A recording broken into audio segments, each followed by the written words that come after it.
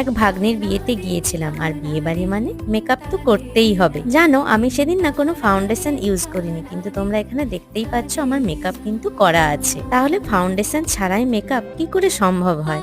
অনেকেই আছো যারা ফাউন্ডেশন বাদেই একটা মেকআপ করতে চাও, মানে জাস্ট কম্প্যাক্ট লাগাও আর বিয়ে বাড়ি বা যে কোনো অনুষ্ঠানে যেতে চাও।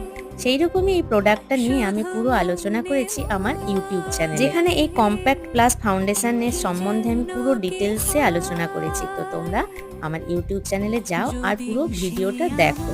আর বিয়ে বাড়ি মানে এনাকে তো সাজতেই হবে, আমাকে লেট করাতেই হবে, তো আইলাইনার পরাতেই হবে। রাত 12টার সময় এসে আমি মেকআপটা একটু ঘষাঘষি করছিলাম হাত দিয়ে, কিন্তু কোনোভাবেই হাতে উঠে আসছিল না। হ্যাঁ, তোমরা কিন্তু প্রোডাক্টটা আমার ইউটিউবের ডিসক্রিপশনেই আছে, সেখানে কিন্তু দেখে নিতে পারো। আর বিয়ের সময় এই মালা বদল, শুভদৃষ্টি এগুলো দেখতে খুব ভালো লাগে, আর আমরা কিছুক্ষণের জন্য খুব মজাও করেছিলাম।